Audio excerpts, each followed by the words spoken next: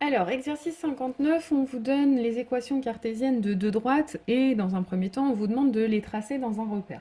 Alors, il faut se rappeler que pour tracer des droites, la première chose dont on a besoin déjà, c'est de savoir, de connaître un point par lequel elle va passer, les coordonnées d'un point par lequel elle va passer, et puis un vecteur directeur.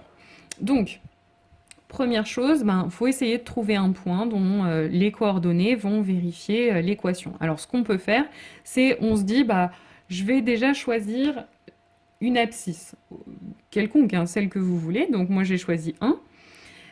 Et puis, du coup, quelle doit être la valeur de y pour que ce point appartienne à la droite? Donc ça revient à résoudre une équation. Donc là, 3 fois 1, 3, plus 2, 5. Donc ça revient à résoudre l'équation moins 5y plus 5 égale à 0. Et puis, donc là, je passe le 5 de l'autre côté, ça me fait moins 5, et je divise par moins 5 des deux côtés. Donc finalement, y doit être égal à 1. Ça veut donc dire que le point de coordonnées 1, 1 appartient à notre droite. Et ensuite, il me faut un vecteur directeur. Donc le vecteur directeur, je vous rappelle qu'on le trouve en regardant l'équation cartésienne. Le vecteur directeur, lui, contrairement au vecteur normal, il a pour coordonnées moins b, a. Donc b, nous ici, c'est moins 5. Donc moins b, ce sera 5. Et puis a, ce sera 3. Donc le vecteur u de coordonnées 5, 3 est un vecteur directeur de la droite D. Donc maintenant, on va pouvoir placer le point de coordonnées 1, 1 sur notre graphique, ici. Et puis, on sait que le vecteur de coordonnées 5, 3 est un vecteur directeur. Donc le vecteur de coordonnées 5, 3, je vous rappelle, on part de A, 1, 2, 3, 4, 5 en abscisse, et 1, 2, 3 en ordonnée. Donc le vecteur, il se trace comme ça. Et donc, une fois qu'on a fait ça, on relie le point A avec l'extrémité du vecteur et on obtient notre droite. Ensuite, je refais le même travail pour la droite D'. Donc cette fois-ci, j'ai choisi de prendre pour abscisse 0. Donc je cherche toujours un point qui appartiendra à D'. Donc je choisis pour abscisse 0 et puis je cherche quelle ordonnée doit avoir ce point pour appartenir à la droite. Donc je résous l'équation. Donc 2 fois 0, ça fait 0. Il me reste donc 1,1 y égale 0. Je divise par 1,1 des deux côtés, ça me donne y égale 0. Donc le point B de coordonnées 0, 0 va appartenir à D'. Et puis même chose, je vais chercher un vecteur directeur. Donc le vecteur directeur, ce sera moins b, donc moins 1,1 a, donc 2. Alors simplement, avoir 1,1, ça va pas être terrible pour arriver à tracer dans mon repère. Donc plutôt que de garder ce vecteur directeur là, ce que je vais faire, c'est que je vais multiplier les deux coordonnées par 10. Donc ça va me donner comme vecteur directeur moins 11, 20, ce qui sera beaucoup plus agréable pour tracer notre droite. Le point B, donc, qui était en fait l'origine du repère qui appartenait à notre droite D', et puis on va tracer le vecteur de coordonnées moins 11, 20. Alors il va falloir dézoomer un petit peu pour qu'on le voit en entier, mais dans l'idée c'est la même chose. Je recule de 11 carreaux en abscisse et je monte de 20 carreaux. Et une fois que j'ai fait ça, je peux tracer ma droite D'. On vous demande ensuite si les droites vous semblent perpendiculaires. Là, à l'œil, moi je dirais que oui, effectivement, elles semblent perpendiculaires. Donc là, les questions qui vont suivre on va essayer de démontrer, voir si par le calcul, effectivement, on retrouve ce qu'on avait l'impression de voir, que D et D' sont perpendiculaires, ou si elles ne le sont pas. Alors, deuxième question, on vous demande de préciser un vecteur normal à chacune des deux droites. Donc, pour notre première droite, je reprends son équation cartésienne. Le vecteur normal, ce sera 3 moins 5. Et puis pour la deuxième, ce sera 2, 1,1. Ça, ce sont des vecteurs normaux aux droites D et D'. Alors, dernière question, on vous demande ces droites sont-elles perpendiculaires? Donc là, si on fait un petit schéma de deux droites perpendiculaires, à quelles conditions sur nos vecteurs normaux est-ce qu'elles vont être perpendiculaires? Si vous regardez, un vecteur normal à la droite D, je pourrais le mettre ici. Ça, c'est un vecteur normal à notre droite D, c'est bien, ça forme bien un angle droit avec la droite D. Un vecteur normal maintenant à la droite D'. Je peux le mettre ici. Et donc, quand est-ce que nos droites vont être perpendiculaires? Ça va être à condition que les vecteurs normaux, eux aussi, soient orthogonaux, forment un angle droit. Donc c'est ce qu'on va essayer de vérifier. On va essayer de vérifier, de voir si nos deux vecteurs normaux sont bien orthogonaux. Et pour ça, on va voir si leur produit scalaire est nul. Donc on va calculer le produit scalaire NM. Et donc je multiplie pour ça les abscisses des deux vecteurs ensemble, donc 3 fois 2, et je multiplie les ordonnées des deux vecteurs ensemble, moins 5 fois 1,1, et j'additionne le tout. Je trouve 0,5, ce n'est pas égal à 0, donc D et D' ne sont pas perpendiculaires. Enfin, exercice 41, on vous donne les coordonnées de 3 points et on vous demande de déterminer une équation de la hauteur issue de B dans le triangle ABC. Donc, si on fait un petit schéma, vous avez votre triangle ABC, et donc la hauteur issue de B, c'est donc la droite qui passe par B et qui est perpendiculaire à AC.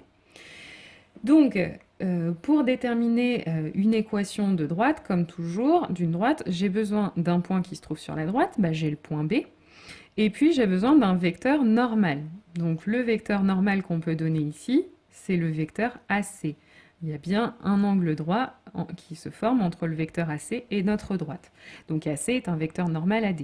Du coup, un point M, à quelles conditions est-ce qu'il va appartenir à notre droite? Eh bien, il va appartenir à notre droite à condition que le vecteur BM soit orthogonal au vecteur AC. Et donc, ces deux vecteurs vont être orthogonaux à condition que leur produit scalaire soit nul. Pour calculer leur produit scalaire, j'ai besoin de calculer leurs coordonnées. Donc BM, ces coordonnées, ce sera les coordonnées de M, X, Y, moins les coordonnées de B, qui sont 6, moins 1. Donc ça va nous donner Y, moins 1, plus 1. Et AC, pareil, les coordonnées de C, 1, 4, auxquelles je soustrais les coordonnées de A, donc moins 3, moins 5. Donc du coup, leur produit scalaire, ça va nous donner x moins 6 fois 1 moins 3, donc fois moins 2, donc moins 2 fois x moins 6. Et puis j'ajoute le produit des ordonnées, donc 4 moins 5 moins 1 multiplié par y plus 1. Et donc ce produit scalaire doit être égal à 0 pour que les vecteurs soient orthogonaux. Ensuite, je développe, donc ça va me faire moins 2x plus 12 moins y moins 1. Et donc, si j'ajoute 12 et moins 1, ça va me donner moins 2x moins y plus 11 égale à 0. Ça, c'est l'équation cartésienne de la hauteur issue de B. Alors, exercice 43, on vous donne les coordonnées d'un point A et d'un point B. On vous demande de calculer les coordonnées du milieu J du segment AB. Donc ça, c'est la formule que vous aviez vue en seconde. Donc pour calculer l'abscisse de J, je fais abscisse de A plus abscisse de B sur 2. Donc ça va me donner ici 1 plus moins 1, donc 1 moins 1 sur 2. Ça fait donc 0. Et pour l'ordonnée, même chose, j'additionne les ordonnées de A et de B, je divise par 2, donc ça me donne ici 2 plus 4 sur 2, c'est-à-dire 3. Donc les coordonnées de J, c'est 0, 3. Maintenant, on vous demande de déterminer une équation de la médiatrice du segment AB. Donc là, une médiatrice, qu'est-ce que c'est? C'est une droite qui va être perpendiculaire à la droite AB et qui va passer au milieu du segment AB, donc qui va passer par J. Maintenant, on vous demande une équation cartésienne, une équation de cette médiatrice. Donc, il faut chercher à quelles conditions est-ce qu'un point M va appartenir à cette droite. Et donc, un point M, il appartiendra à cette droite à condition que les vecteurs JM et les vecteurs AB soient orthogonaux. Le vecteur JM, il a pour coordonnées les coordonnées de M moins les coordonnées de J, donc x moins 0, y moins 3. Et AB, il a pour coordonnées les coordonnées de B, donc moins 1, 4, moins les coordonnées de A, donc moins 1, moins 2. Donc ça nous donne, quand on calcule le produit, donc si les vecteurs sont orthogonaux, il faut que leur produit scalaire soit nul. Le produit scalaire, justement, ce sera produit des abscisses, donc moins 2 pour AB, x pour JM, donc ça va me faire moins 2 fois x, et j'ajoute le produit des ordonnées, donc 4 moins 2, 2, multiplié par y moins 3. Et donc, ce produit scalaire, être égal à 0. Et donc, ça nous donne moins 2x plus 2y moins 6 égale à 0. Et donc ça, c'est l'équation cartésienne de la médiatrice du segment AB. Exercice 63, on vous dit on considère la droite D d'équation x plus y moins 1 égale 0 et le point A de coordonnées 1, 4 et on va s'intéresser à H, le projeté orthogonal de A sur D. Alors d'abord, on vous demande de déterminer une équation de la droite delta perpendiculaire à la droite D et passant par A. Donc voilà ce que ça donne sur le schéma, une droite D, un point A et donc la fameuse droite delta qui va nous intéresser, perpendiculaire à D et qui passe par A. Donc d'abord, je vais avoir besoin, pour déterminer l'équation cartésienne de cette droite, d'un point par lequel passe la droite, c'est bon, on a le point A, et d'un vecteur normal. Or, le vecteur normal, là si vous voyez sur le dessin, le vecteur que j'ai représenté, le vecteur n, est un vecteur normal à notre droite delta. Or, ce vecteur normal s'avère être aussi un vecteur directeur de D. Or, le vecteur directeur, on l'a déjà revu, va avoir pour coordonnées moins b, a. Donc le coefficient qui est devant y dans l'équation cartésienne de D, c'est 1. Donc moins b, ce sera moins 1. Et le coefficient qui est devant x, c'est 1 également. Donc le vecteur n de coordonnées moins 1, 1 est directeur de D et donc est un vecteur normal de delta. J'ai donc maintenant le point A et le vecteur normal, je peux déterminer une équation cartésienne de delta. Donc toujours la même chose, un point M, à quelle condition est-ce qu'il va appartenir à delta? C'est à condition que le vecteur AM et le vecteur N soient orthogonaux, c'est-à-dire il faut que le produit scalaire de ces deux vecteurs soit nul. Le produit scalaire, je vais le calculer en utilisant la formule des coordonnées. Donc pour AM, ce sera x-1, y-a, et n, on vient de les donner. Donc je fais le produit des abscisses, moins 1 fois x-1, et j'ajoute le produit des ordonnées, donc 1 fois y-4. Ce produit scalaire doit donc être égal à 0. Et donc quand je développe, ça va me donner moins x plus 1, y moins 4. Et donc si je simplifie, ça va donc me donner moins x plus y, et puis 1 moins 4 moins 3 égale à 0. Voilà pour l'équation cartésienne de delta. Et ensuite, on vous demande en déduire les coordonnées du point H. Le point H, je vous rappelle que c'est le projeté orthogonal de A sur D. C'est-à-dire, c'est en fait l'intersection de notre droite delta avec notre droite D. Donc, pour déterminer les coordonnées de H, je résous le système. L'équation cartésienne de D, l'équation cartésienne de delta. Pour le résoudre, j'isole une des deux inconnues dans une des deux équations. Donc, j'ai choisi d'isoler x sur la première ligne, mais en fait, là, on pouvait vraiment isoler n'importe quel inconnu sur n'importe quelle ligne, c'était aussi simple. Donc, j'isole x, donc ça me donne x égale moins y plus 1. Et dans la deuxième ligne, ensuite, je remplace x par moins y plus 1. Donc là, j'ai moins x, donc ça va me donner y moins 1 plus y moins 3 égale à 0. Maintenant, si je simplifie, là, je vais avoir 2y égale... donc là, j'ai moins 1, moins 3 qui fait moins 4. Quand je passe de l'autre côté, ça fait 4. Et donc, y va être égal à, je divise par 2 des deux côtés, va être égal à 2. Et donc, en remplaçant y dans la première ligne par 2, j'obtiens que x doit être égal à moins 2 plus 1, c'est-à-dire x doit être égal à moins 1.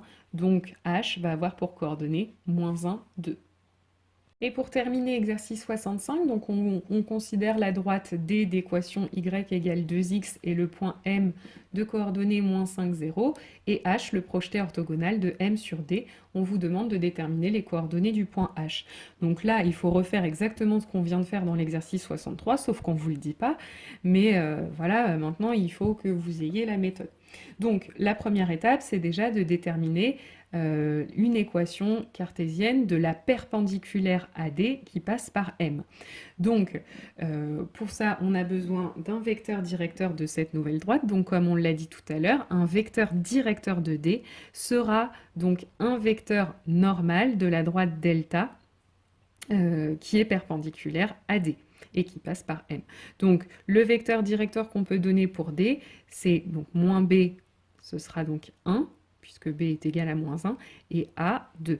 Donc, le vecteur de coordonnées 1, 2 est directeur de D et est donc normal à delta, la perpendiculaire à D, passant par M.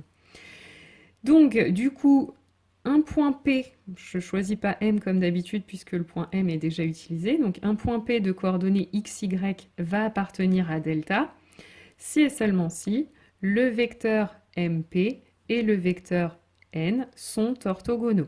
Donc là, pour vous en convaincre, vous pouvez refaire un dessin, une droite D, une droite delta qui va passer par le point M, notre vecteur N qui doit être directeur de D et donc normal à delta. Et donc, si je prends un point P sur notre droite delta, le vecteur MP et le vecteur N sont bien orthogonaux.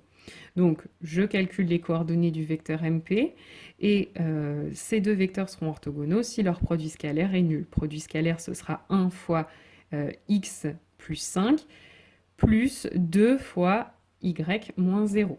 Donc, je développe, ça va me donner x plus 5 et puis là, tout simplement 2y. Donc ça, c'est une équation cartésienne de la perpendiculaire AD qui passe par M.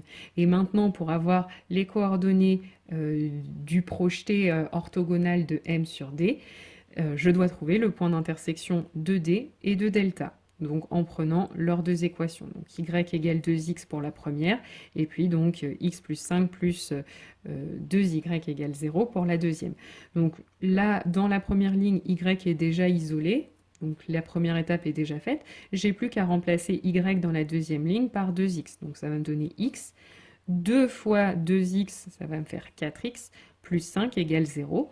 Donc ça me fait en tout 5x, et je passe le 5 ici de l'autre côté, égale moins 5. Et je divise tout par 5, ça me donne x égale moins 1. Et en remplaçant dans le x par moins 1 dans la première ligne, j'obtiens donc que y est égal à moins 2.